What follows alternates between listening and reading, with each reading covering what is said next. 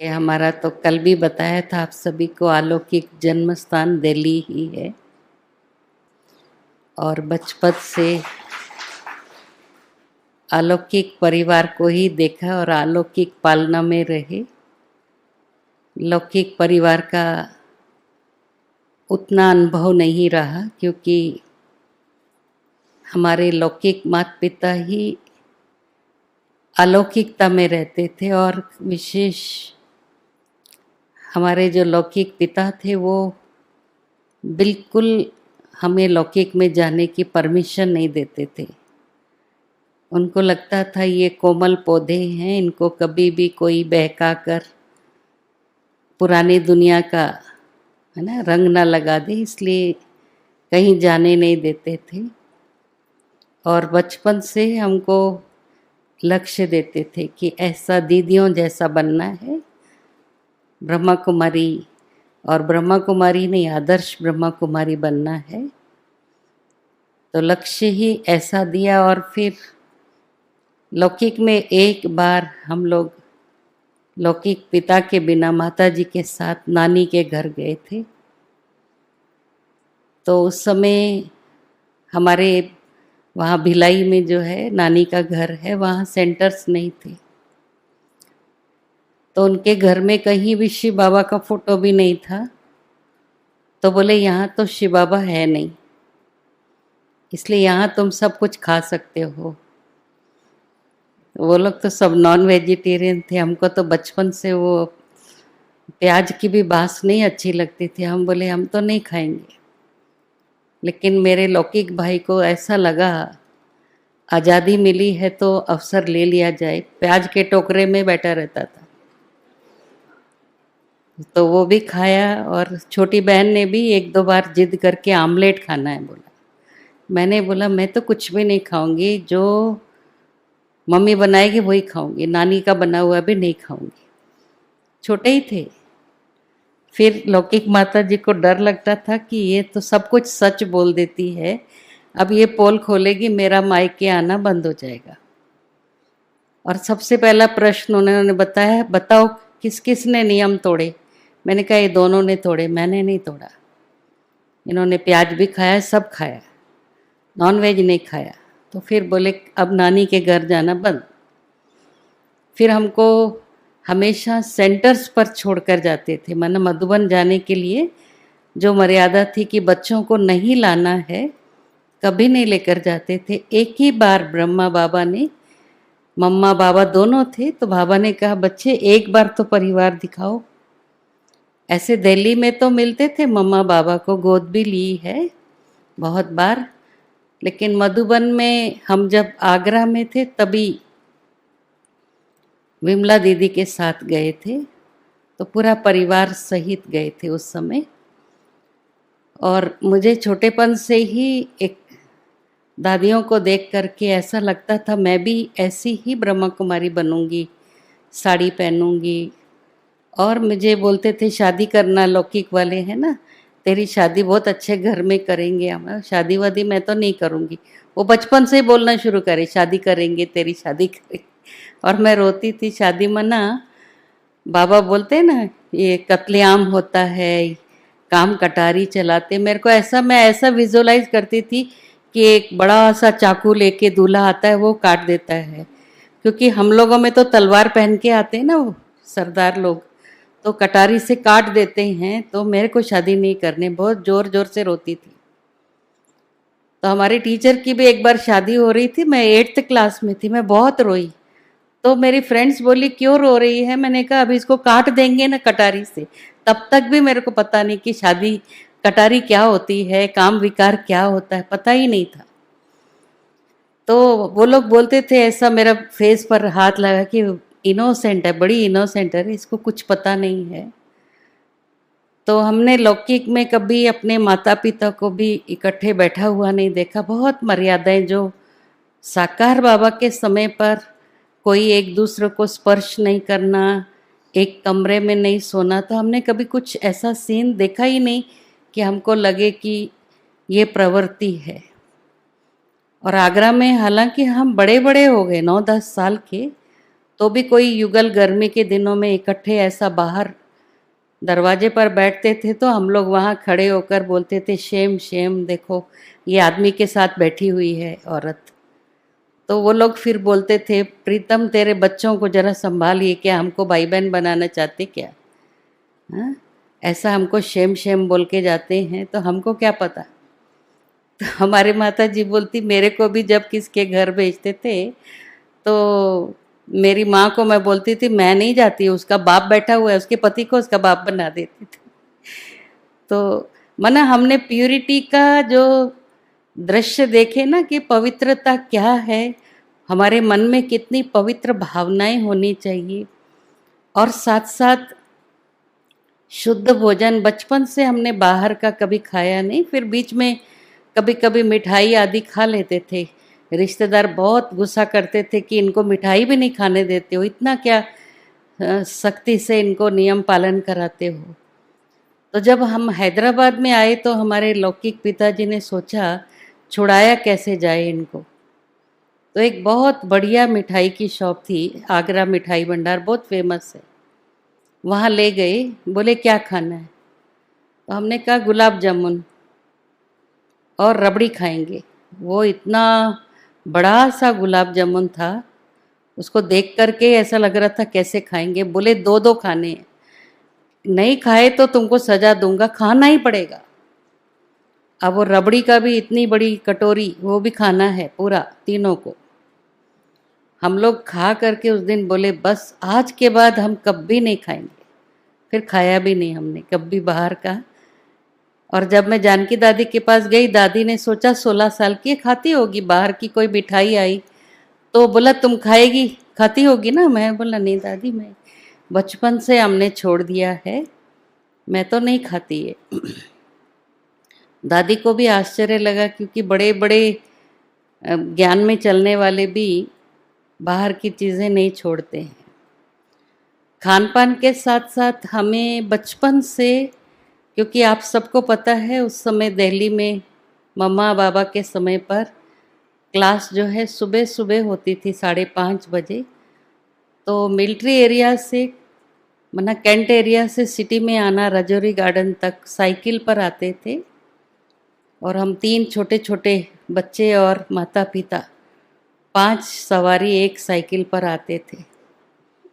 तो वो सीन देखने के लिए बाबा मम्मा दादियाँ सब गेट पर खड़े होते थे। जब हम वापस घर जाने के लिए साइकिल पर सबको सेट करते थे, तो मेरा स्थान था हैंडल के ऊपर, एक बास्केट थी जिसमें 2 होल थे बाहर, पैर बाहर निकालने के लिए। मैं 3.25 साल की थी, मेरा भाई 1 साल बड़ा था। उसका वो साइकिल का रॉड होता है ना, उसके ऊपर एक सीट थी, और लौकिक बहन आई हुई है, वो 15 मंथ्स की थी। तो उसको माताजी पीछे की सीट में गोदी में लेकर बैठते थे।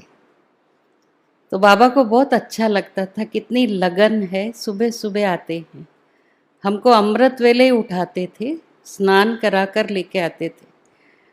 हम लोग कभी कभी आनाकानी करते थे कि आप लोग जाओ हम तो सोएंगे। तो प्रीतम बहन बोलती थी, हमारी जो लौकिक माँ है, कि आप छोड़ दो ना, ये बच्चे हैं, इतना कसाईपना क्यों करते हो। वो बोलते थे अगर इन्होंने बचपन में मर्यादाएं नहीं सीखी ना, ये सारी जिंदगी नहीं सीखेंगे। इनके साथ में भले ही ये मेरे को धर्मराज समझें या कसाई समझें, मैं कड़ाई से ही इनके साथ भी पेश आऊँगा। लवफुल माँ थी, लवफुल वो थे लवफुल। तो हम लोग बोलते थे बाप रे, ऐसा बाप किसी को नहीं मिलना चाहिए, बहुत ही कड़ा है, क्योंकि सोने ही नहीं देते। और शाम को भी स्कूल से आने के बाद मुरली जरूर सुननी है, क्योंकि शुरू शुरू में तो हम जाते थे मुरली क्लास में और हमको थोड़ी समझ में आती थी, हम तो झुटके मारते रहते थे या तंग करते थे। फिर एक एक को बाहर ले जा कर के माता पिता को खड़े होना पड़ता था, आधी मुरली वो सुनते थे आधी वो सुनते थे। लेकिन बाद में हमको तीनों को बिठाकर जैसे जैसे बड़े होते गए, मुरली जरूर सुननी है। तो एक बार हम अपनी लौकिक दादा दादी के घर में गए पंजाब में, तो हमने सोचा अब तो फ्रीडम, ना अमृत वेला ना मुरली, मस्त रहेंगे वहाँ। तो तो वहाँ हमारी लौकिक बुआ जी है ना, वो बहुत स्ट्रिक्ट, बोली कि अमृत वेले उठ के गुरुद्वारे में मत्था टेकने जाना है नहा धो के, फिर नाश्ता नहीं देती थी, बोले 5 पौड़ी सुनाओ, एक ओंकार सतनाम करता पुरुष।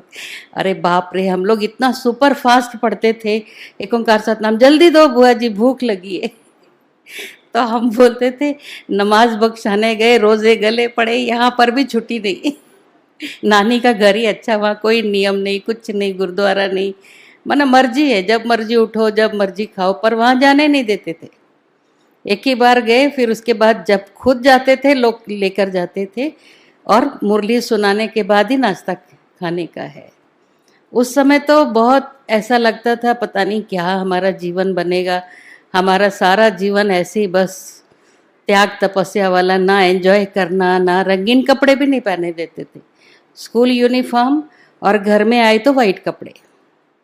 फिर रिश्तेदार बहुत बोलने लगे, ऐसे थोड़ी ना नियम होते, मर्यादा, बेचारे बच्चों का दिल मार कर उनको बिल्कुल रंगीन कपड़े नहीं पहनने देता है, ये ठीक नहीं है।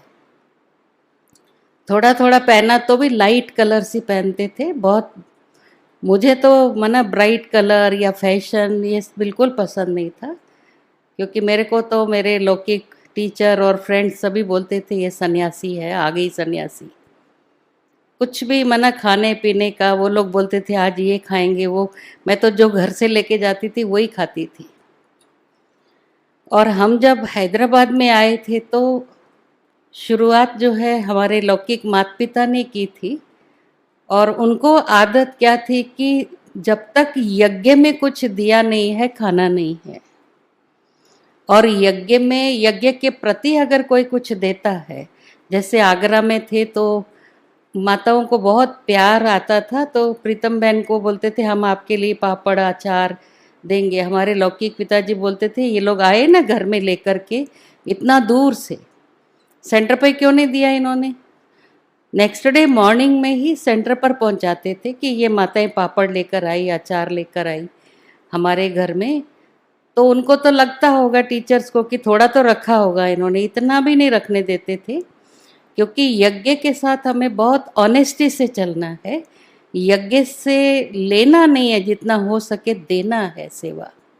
और उस समय दिल्ली में भी जब रहते थे, क्योंकि हमको मिलिट्री में जो है धोबी फ्री रहता है, गार्डन वगैरह काफ़ी सब्जियां वगैरह भी निकलती थी, कपड़े ले आते थे बहनों के, चादरें वगैरह पर्दे जो है वो धोबी को दे देते थे।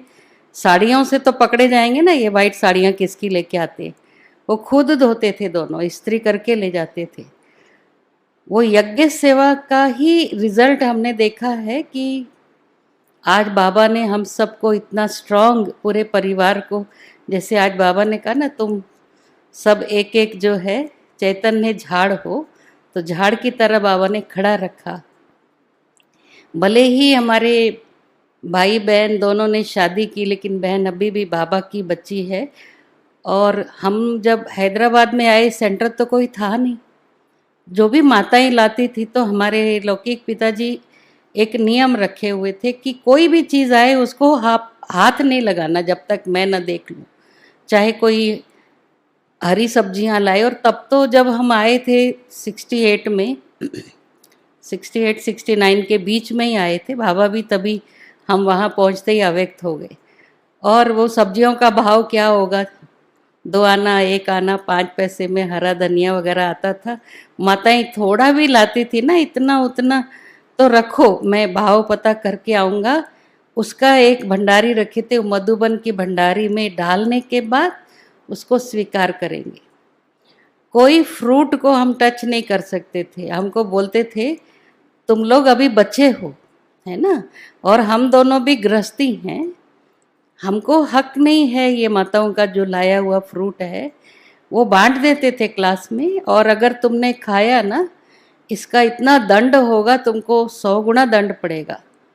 तो हमारी लौकिक बहन को अभी भी कभी कभी ख्याल आता, पता नहीं इतना उतना गया भी होगा, तो हम बाबा के यज्ञ में ज़्यादा से ज़्यादा धन की सेवा करके उसको चुका दें। मालूम नहीं भूल से गया भी होगा, वैसे तो खाने नहीं देते थे, जो वो मार्केट में जाके अपने धन से खरीदते थे, कमाई से, वो हम लोगों को खिलाते थे। इसलिए वो सच्चाई सफाई के संस्कार जो है ना हर बच्चे में डाले हुए। और वो अपना पोता मेल जो लिखते थे सब्जियों का, 5 पैसे का ये लाए, 1 आने का ये लाए, तो मेरे को विश्वरतन दादा बोलता था तेरे बाप को बोल इतना डिटेल नहीं लिखे, मैं कहाँ तक पढ़ूं, लमसम लिख दो ना, इतने की सब्जी आई, इतने का दूध आया, 1 पाव दूध लाया, आधा लीटर दूध लाया, अलग अलग अलग लिखते थे। और बाबा भी उनको उस समय पत्र लिखते थे, मनिंदर शेर मेरा मुरबी बच्चा। घर में भी हम रहते थे तो बाबा की मुरली हमारे घर में डायरेक्ट आती थी पोस्ट, क्योंकि बाबा को पता था हर जगह इनको सेंटर नहीं होगा। और सेंटर की टोली भी बाबा किसी न किसी भाई बहन को भेजते थे। हमारे घर में टोली आती थी, अंगूर आते थे बाबा के बगीचे के। तो बाबा मम्मा की पालना, दादियों की पालना इतनी मिली कि शुरू में जब ज्ञान में चले थे तो प्रकाशमणि दादी से पालना मिली थी। तो बाबा जब भी हमारे लौकिक पिताजी की ट्रांसफ़र होती थी, दादी को भी वहीं भेज देते थे। हम जब पटना में थे दादी भी वहीं थी, या हम लोगों को वहाँ रहने के लिए बोलते थे कि भले ये बच्चा अपनी ड्यूटी करे, ये पूरा परिवार जहाँ प्रकाशमणि दादी है, दादी को बाबा बोलता था इस परिवार को तुम ही संभालना, इनके बच्चों पर ध्यान देना। बहुत प्यार मिला, वो प्यार और पालना ही हमें आगे बढ़ा रही है।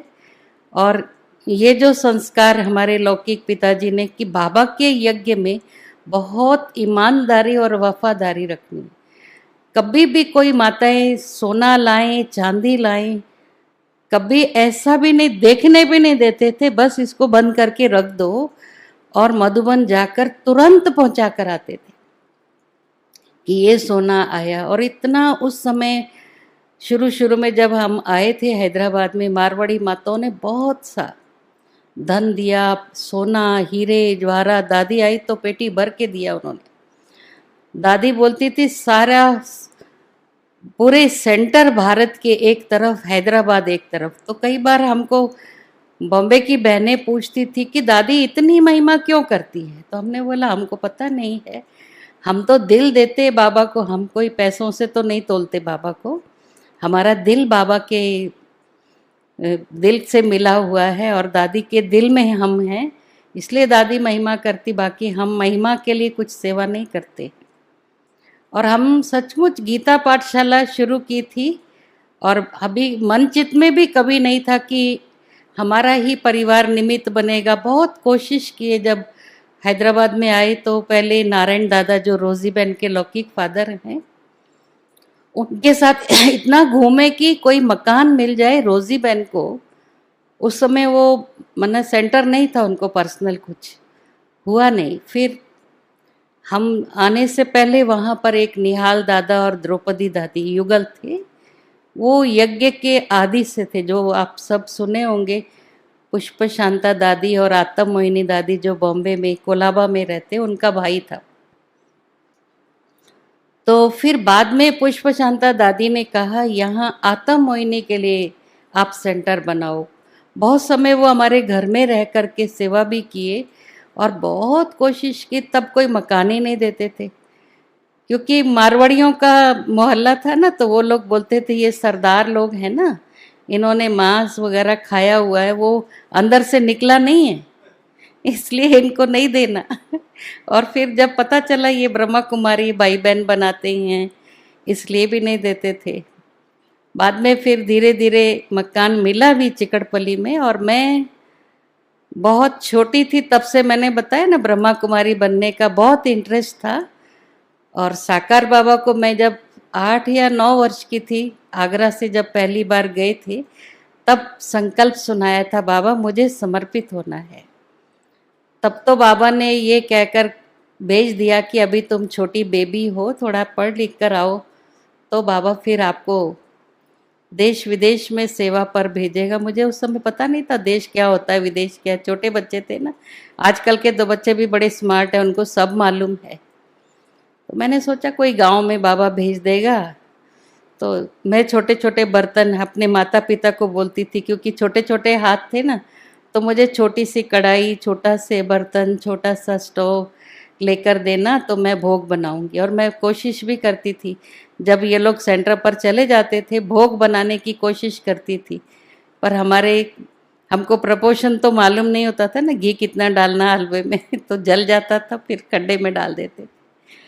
तो प्रैक्टिस बचपन से करते थे, सेंटर कैसे संभालना, भोग कैसे बनाना, मुरली कैसे सुनाना, ऐसे ही कुछ पेपर लेके पढ़ के बच्चों को जो हमको समझ में आता था वो शिक्षाएं उनको सुनाते थे हम बाबा की। तो फिर जब बाबा ने बोला था ना 10 क्लास पढ़ लो बस बाबा के पास आ जाना, फिर बाबा तो अवेक तो हो गए और मैं हर साल पूछती थी। मना डायरेक्ट दादियों से बात करने का मुझे आदत नहीं थी, बहुत संकोच होता था। माता पिता को बोलती थी आप दादी से पूछो ना, मेरे को रख लेंगे, अभी तो मैं बड़ी दिखती हूँ ना थोड़ी। तो दादी फिर बोलती थी अरे छोटी बेबी तो है अभी, है ना, डिग्री करके आना। मैं बोली बाबा 10 बोला, ये डिग्री करने के लिए बोलते, विनाश हो जाएगा। मेरे मन में इतना दृढ़ता थी 76 में विनाश हो जाएगा, और मेरा 71 में 10th क्लास हो गया। और 5 साल में मेरे को प्रजा बनानी है, 5 साल भी अगर टाइम नहीं मिला प्रजा कैसे बनेगी। तो बहुत दादी से मैंने, जानकी दादी आई तो संकल्प दिया कि दादी मुझे आपके साथ पुणे जाना है और मैं समर्पित होने वाली हूँ।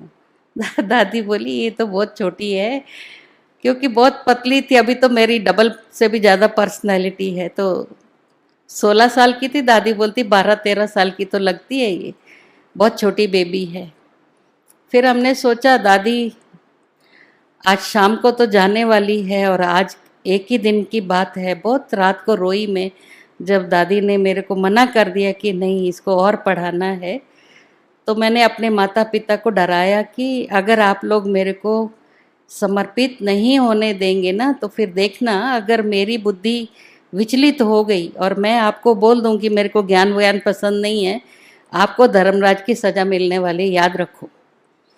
तो वो लोग दादी को बोले अमृत वेले के योग के बाद, तो ये तो बड़ी धमकियां दे रही है हमको धर्मराज की।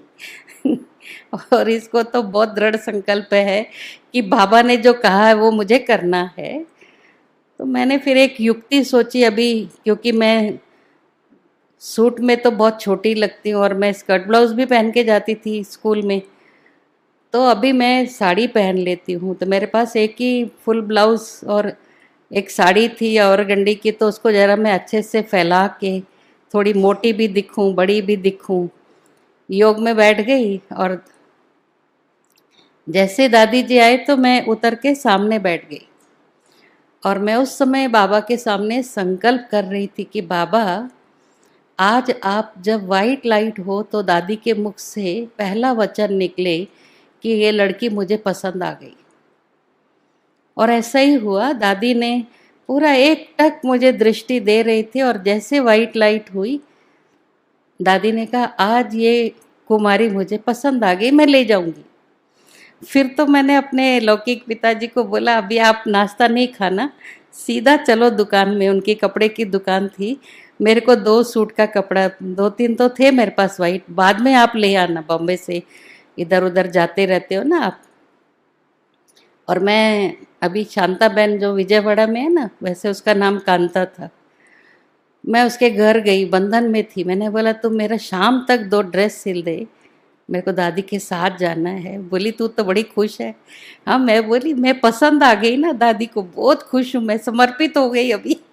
मुझे पता नहीं था समर्पित क्या होता है, मतलब सेंटर पर चले गए मना समर्पित हो गई मैं। इतना खुशी थी उस दिन मेरे को, जैसे कोई लड़की को कोई पसंद कर ले ना, राजा महाराजा। मेरे को दादी ने पसंद किया, कम बात थोड़ी है, जानकी दादी वो भी। और मैं तो चली गई। दादी सोची 1 महीने के बाद इसको वापस भेज दूंगी, मेरा तो 1 महीना अभी तक पूरा नहीं हुआ। और उस समय तो मुझे बोलना भी नहीं आता था और बहुत शर्माती थी, नाम भी नहीं बताती थी किसके सामने।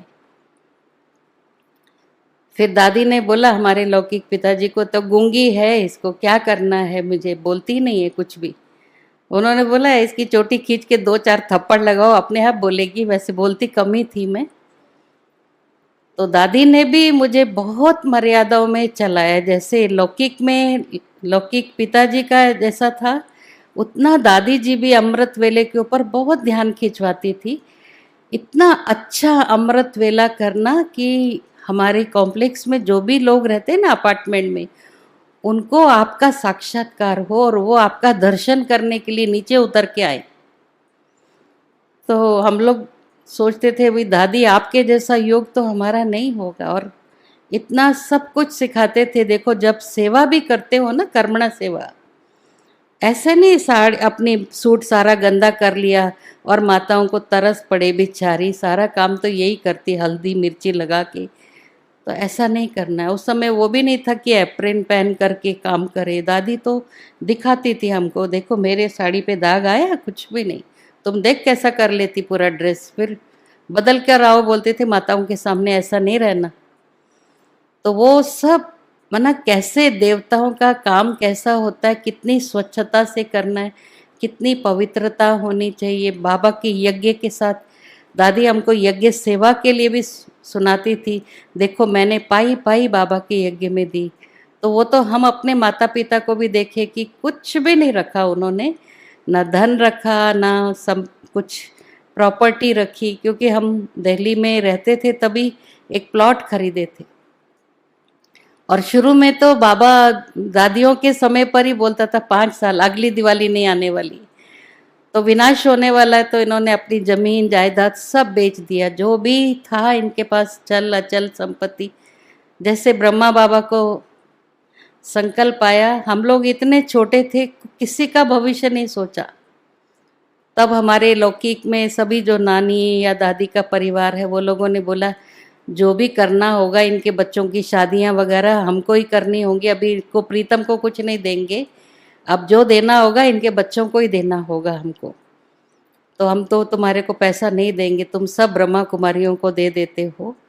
लेकिन कई बार हमको प्रीतम बहन जी बोलते थे, मेरे को सब बोलते थे लुटा दिया, कुछ भी नहीं रखा, एक अंगूठी भी नहीं रखी। हमने क्या दिया और क्या पाया, कभी सोचा भी नहीं था।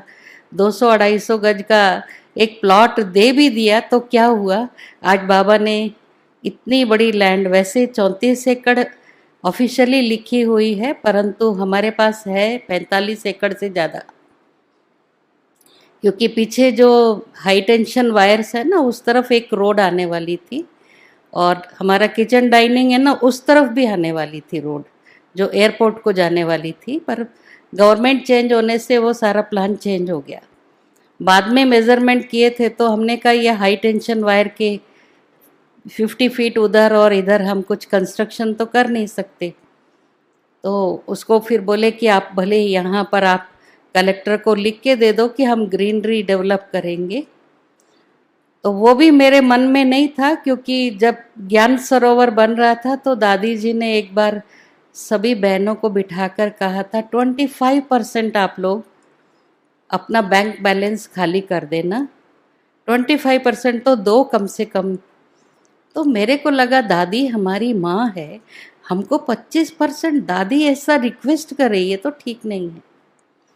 मैं सबके बीच में कुछ नहीं बोलती थी, दादी के कमरे में जाकर मैंने बोला दादी मैं सिर्फ 1 साल का किराया, हमारे मकान का चिकटपल्ली का किराया था 500 रुपया, 1 साल का किराया रख करके बाकी मैं पूरा बाबा के यज्ञ में देना चाहती, पर ये बात आपके और मेरे बीच में है, प्रीतम बहन जी को भी नहीं बोलना, तो मैं पूरा ही करने वाली हूँ। दादी ने कहा नहीं सोचो, तुमको कभी मकान बनाना पड़े तो कुछ है। मैं बोली क्या करना है दादी बना के, आप हमारी माँ है, आपको इतना टेंशन हम नहीं दे सकते, हम आपके बच्चे हैं तो हमें तो आपके लिए करना है सब कुछ। मैंने उस समय कभी नहीं सोचा कि एक मकान तो खरीद लें उसके बाद देखा जाए यज्ञ में, लेकिन पूरा दे दिया। दादी को मालूम था इसने पूरा 99% से ज़्यादा दे दिया है। और बैंक मैनेजर मेरे को अंदर बुला के पूछा दीदी क्या हुआ, आप लोग नाराज हो गए क्या, आपका ही सबसे बड़ा अमाउंट था, हमारी प्रमोशन का आधार आपके एफडीज वगैरह आप सब तोड़वा लिए, आप दूसरे बैंक में ले जा रहे हो। हमने बोला नहीं हमारा हेडक्वार्टर का है और अभी हम वहाँ आवश्यकता है तो हमको देना पड़ता है। उसके बाद हमारे पास कुछ था नहीं, लेकिन दादी ने सभी को जैसे प्रवृत्ति में रहने वाले 1-1 रुपया दे और टीचर्स बहनें 5-5 रुपया डालें, वो भी मैं सब बहनों को 5 रुपया देती थी और सबसे यज्ञ में डलवाती थी। और मन में ये था कि किराया देने के बाद जो भी बचेगा बाबा के यज्ञ में पहुंचाना है। तो मैं हर महीने बिना बताए खुद जाकर मनी ऑर्डर करके आती थी कि एक से दूसरे को भी पता नहीं चले। एक दिन ऐसी परीक्षा आई कि हमारी मकान मालिक जो थी वो बहुत जबरी थी। राजशेखर रेड्डी जो है ना, पहले सीएम थे हमारे, जो उनके भाई की युगल, उसके बाजू का ही फ्लैट ये राजशेखर रेड्डी का था जिसमें हम किराए पर थे। तो किराए के बाद हमको याद नहीं था इलेक्ट्रिकल बिल, वैसे मीटर बंद था, बिल आता नहीं था। जो भी अंदाजा मार के लिख के देती थी हम दे देते थे उसको। अब उसकी नौकरानी आई, बोली आपका 100 रुपया बिल है, और मेरे पास सिर्फ 10 रुपया रख के मैंने सारा भेज दिया था। अब मैं सोची बाबा ये तो बड़ा इज्जत का सवाल है, आपका 100 रुपया मेरे पास तो है नहीं। अभी मैं 100 रुपया किसी से मंगाऊं, वो सेंटर ऐसे स्थान पर था बहुत हाइट पर, नीचे से ऊपर तक कोई ऑटो रिक्शा या बस खड़ी हो, कुछ नहीं, पैदल जाना पड़ेगा। फिर वहाँ से जो भी ऑटो मिले या बस मिले, फिर मैं सिटी में जाऊँ और मैं 100 रुपया किससे मांग के लाऊं। कोई मानेगा नहीं कि मेरे पास 100 रुपया नहीं है, और मैं फ़ोन भी करूँगी तो भी शोभता नहीं, आने वाले को भी 100 रुपया लगा कर आना पड़ेगा। तो वो लड़की खड़ी हो गई नौकरानी, और वो 5 मिनट से ज़्यादा खड़े नहीं होने देती थी। फ़ोन घुमाती जा रही, क्या हुआ? मैं बोली ठहरो, हमारा मेडिटेशन का टाइम है। मैं बाबा के रूम में जाके बैठ गई। बाबा देख लो, आपकी इज्जत है, अभी 100 रुपया नहीं दोगे तो बहुत बड़ी बेइज्जती हो जाएगी आपकी। तो बाबा मुझे बोला आप भंडारी तो खोलो। मुझे पता था भंडारी में है ही नहीं, मैं तो निकाल दी सारा, है ही नहीं है। बाबा बोला खोल के तो देख। अब मैं कमरे में गई, वो लड़की देख रही दरवाजे से, क्योंकि बाबा का कमरा अंदर की तरफ था, हमारी बालकनी में बनाया हुआ था, फ्लैट था ना। फिर मैं आई, बीच में हॉल है, हॉल के पास ही बाहर दरवाजे के पास ही छोटी सी भंडारी है। फिर मैं अंदर गई, वो बोली आप कहाँ जा रहे? मैं बोली ठहरना, हमारा भी कुछ कारोबार रहता है। फिर मैं चाबी लेके आई, देखी वो भंडारी खोल रही है। अब ये पैसे कहाँ से देगी, गई तो भी खाली हाथ आ रही है। तो उसमें मैं भंडारी खोली तो 120 रुपया रखा हुआ था। मैं बोली शुक्र है बाबा, आपकी भी इज्जत बच गई, मेरी भी। ये ले तू 100 रुपया, जा यहाँ से। कहती है 100 रुपया देने में आधा घंटा लगाया आपने। तो आधा घंटा तो मैं बाबा से ही बात की थी। फिर दूसरे दिन मैंने सोचा बाबा अभी और कोई परीक्षा नहीं आए, देखो आप मेरा ध्यान रखना, कल गुरुवार है। तो एक माता आई, बोली 500 रुपया दे रही, क्योंकि सुबह हम गुरुवार को फल का और खजूर नारियल का भोग लगाते थे और शाम को बड़ा भोग। वो 500 रुपया दी। मैं बोली चलो बाबा ये भी 500 रुपया आपकी भंडारी में, मधुबन की भंडारी में डाल दी मैं। फिर और एक माता आई शाम को, बोली मैं ना पूरे परिवार को लाने वाली हूँ। दोपहर में आके देके गई, ये सुबह वाली बुधवार रात को देके गई थी। फिर दोपहर में बुधवार को एक सिंधी माता आई, तो उनके पूरा परिवार, विदेश से बच्चे आने वाले थे, तो 5,000 रुपया बड़ा भोग लगाना। मैंने सोचा 500 रुपये में जो मंगाना है, जो सुबह मिला था ना उसमें से थोड़ी सब्जी वगैरह मंगा ली और 5,000 पूरा भंडारी में डाल दिया। इतना बाबा ने दिया। फिर दादी ने उस समय ट्रांसफ़र भी किया था, तो मेरा वरंगल जोन में ट्रांसफ़र हुआ। वहाँ पर बहनों ने कभी कराया नहीं था, तो वहाँ की माताओं ने भी खूब सोना चांदी पैसा दिया। फिर वो लोगों ने मेरे को सोचा ये वरंगल से बहुत कुछ सप्लाई कर रही है, इसको सब जगह घुमा दो आंध्रा में, माना जहाँ पर भी सेंटर है। फिर अरकू वैली में गए, वहाँ भट्टी चल रही थी। भट्टी में मैंने सबको प्रेरणा दी, देखो ज्ञान सरोवर बन रहा है, हमारी बड़ी दादी को इतना टेंशन है, क्या हम सब नहीं करेंगे? तो एक माता के पास बहुत पुराने ज़माने के डायमंड थे, उस ज़माने में 90s में शायद था, वो 14-15 लाख के डायमंड उतार के मेरे को दे दी। और मैं उसी समय जो भी मुझे मिल रहा था, मधुबन से जो आ रहे थे भाई लोग, उनके साथ भेजती जा रही थी। दादी मुझे हर दिन फ़ोन करती थी, कमाल की है रे तू तो, जहाँ जाती है वहाँ से इतना भेजती है। और ज्ञान सरोवर का मैंने जब करने के बाद राजू भाई को भट्टी के लिए बुलाया था, तो चंद्रशेखर भाई, राजू भाई दोनों आए थे। उस समय भी धर्मशाला थी, वहाँ भट्टी करा रहे थे। तो हमने माताओं को बोला जो देना है, सोना चांदी पैसा कपड़ा बर्तन जो देना है दे दो, तो लेके कौन जाएगा, ये इतना हम लाएंगे। तो मैं बोली वो चिंता नहीं करो, मैं साथ में भाई भेज दूंगी। तो उस समय राजू भाई को मैंने कहा बहुत सारा ज्वेलरी भी है और 2 लाख रुपया कैश है। तो जैसे ही वो पहुंचा, दादी ने बोला इतना दिया है। अमृत वेले फ़ोन किया दादी ने, 3:30 बजे। मैं रिकॉर्ड बजा रही थी। मैंने सोचा अभी ये कौन सा फ़ोन होगा खतरनाक, 3:30 बजे कौन करता है। किसी का डेथ का हो सकता है, सीरियस हुआ, अभी उठाऊं नहीं उठाऊं, योग ही खराब हो जाएगा। 2 मिनट सोची सोची, बजता ही जा रहा है बजता ही जा रहा है, चलो उठा लेती हूँ। और दादी जी खुद बात कर रहे थे, कुलदीप तुमको सच लग रहा है या सपना लग रहा है कि दादी तेरे से बात कर रही। मैं बोली मुझे तो लग रहा है बाबा बात कर रहा है अमृत वेले। दादी मुझे तो खुशी का मना ठिकाना नहीं, मेरे पाँव ही धरती पर नहीं है अभी, आप मेरे से बात करेंगे अमृत वेले, कभी सोचा ही नहीं था। बोली तू तो कमाल की लड़की है। पहले तो मोहिनी बहन ने डांटा, राजू भाई पहली बार फ्लाइट में चढ़ा ना, ऐसे कैसे बिना पूछे तुम फ्लाइट में आ गया, बहुत उसको डांट पड़ी। पर दादी ने बोला फिर क्या करती बेचारी, इतना अमूल्य चीज़ें थी। तो मैंने बोला दादी ट्रेन में तो खतरा होता है ना, इसलिए मैंने इसको फ्लाइट का टिकट दिया। फिर वो मधुबन में सबने बोला कि जिसको भी फ्लाइट में जाना हैदराबाद जाओ, पहला टिकट वहीं से मिलता है। उसके बाद फॉरेन भी गए वो लोग तो ऐसा सबका वीज़ा भी लग जाता है, सबको फॉरेन जाने का चांस मिलता है। लेकिन मेरा तो ऐसा कोई इरादा नहीं, मैं खुद तो चढ़ी नहीं थी फ्लाइट में तब तक।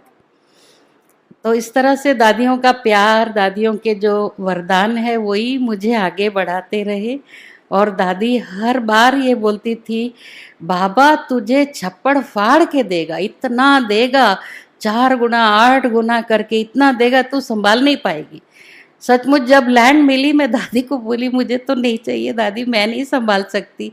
बहुत रोती रही मैं 1-2 साल तक कि ये ना मेरे से बनने वाला है, ना संभलने वाला है, ना मेरी कैपेसिटी है, मुझे नहीं चाहिए, आप मधुबन वाले आओ संभालो जो लेना है। पर वो धीरे धीरे हाँ हाँ करते थे, मधुबन संभालेगा। वो टोपी मेरे सिर पे लगाई दी दादी ने बाद में कि तुमको ही करना है, कोई नहीं है यहाँ पर। तो बाबा करन करावन हारे, हम तो निमित्त मात्र हैं। और बाकी हमें हमारी दीदियों से दादियों से जो भी गाइडेंस मिलती है, विशेष मैं तो हमेशा याद रखती हूँ कि हमारी आशा दीदी ने बहुत सेवाएं की। वहाँ आईएएस ऑफिसर्स और मिनिस्टर्स के जितने भी कोर्सेज आदि हुए, क्योंकि हम दीदी को ही बुलाते थे, हम लोगों को कुछ अनुभव नहीं था कैसे करना है गवर्नमेंट की सेवा। और दीदी तो एडमिनिस्ट्रेटर विंग चलाती हैं, तो हम बोलते थे एडमिनिस्ट्रेटर्स की सेवा आपको ही करनी है।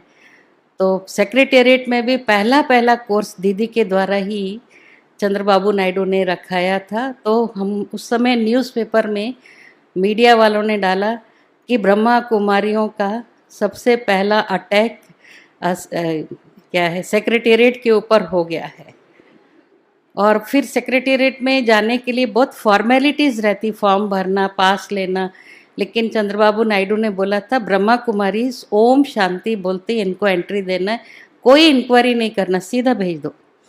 तो वो लोग बोलते आप स्लोगन लगाते लगाते, जैसे वो बोलते ना टांडा लेने गए और बावर्ची बन बैठ के, आप लोगों का तो एक दिन एक डिपार्टमेंट खुलने वाला है यहाँ पर। तो अपने क्लासेस भी बहुत समय चले, अभी तो तोड़ दिया है ना सेक्रेटेरिएट, नया बन रहा है। तो अब तक तो क्लासेस, मुरली क्लासेस चलती थी, कोर्सेज चलते थे, बड़ा सा स्थान दिया हुआ था। पहली गवर्नमेंट में तो ऑफिशियली था, बाद में अनऑफिशियली बिना बताए भी दिया हुआ था। तो बाबा की सेवाएं निरंतर चलती रहती हैं और आप सबकी भी दुआएं हैं। और दीदी की तो विशेष गाइडेंस से हमने इतना सब सेवाओं में जो है आगे बढ़ने का मौका हमारी दीदियों ने, दादियों ने दिया। और बाबा ने अपने छोटे बच्चों से ये सब काम कराया। करता तो वही है कमाल, क्योंकि बाबा की कमाल की इतनी कहानियाँ हैं हमारे पास, जो हम सुनाएं तो दिन रात आपको बैठे रहना पड़ेगा। ओम शांति।